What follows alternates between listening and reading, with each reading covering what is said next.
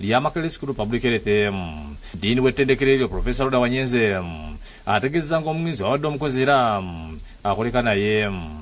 We have been working with Dr. Ambonye since the time he was in the Ministry of Health as a commissioner and eventually as the Director General. He was doing some teaching at our School of Public Health in Makerere, and he was supporting some students, and he has been an honorary professor in the School of Public Health since that time.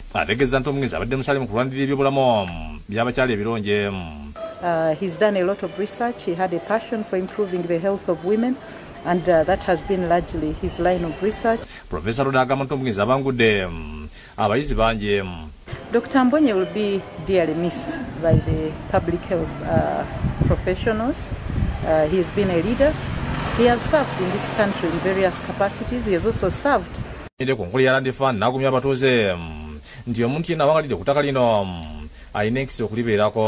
Kwakanyiza nti Land Fund tutunulire process yayo engeri gyekwatibwamu n'engeri gyeweebwa abantu. Kubanga bw'owaako omuntu ekitundu ate n'oyisaawo emyaka 10 ogenda okudda ng'omulamwa teguliiwo.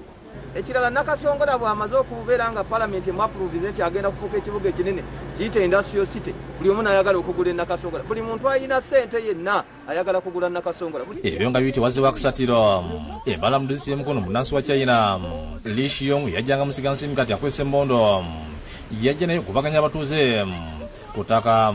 Njogera ku kyemmundu nze n'amaziga gayika kuba yali anzise y'omuchina gola. Edith Nampera munaku ekitalo anyudde ennaku gyalabidde ku kyalo kino ng'omukyayina ono agimutuusaako. Kozesa force kiwulidde kuba ekyo ekintu kyaffe era nkimanyi era nkulidde awo nkiwulidde. Era omukyayina oyo muntu mubi nnyo, nze n'omukono gwange teguliiko kuba nze musika era buli kikolebwa ali mba nina okukola ki okubanga nkimanyi naye singa kyemmanyi.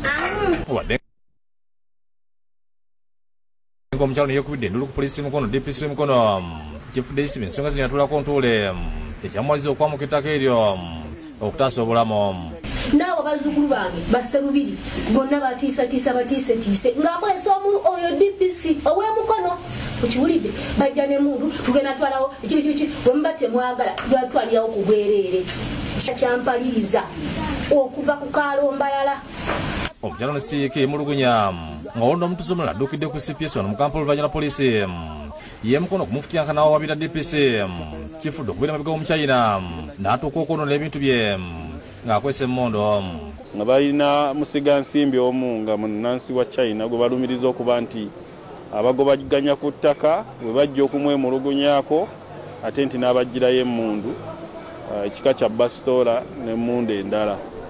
So twababuuzizza lwaki tebagenze ku poliisi Emukono ne bategeeza nti poliisi y'Emukono ebimanyiiko naye terina kyekoze.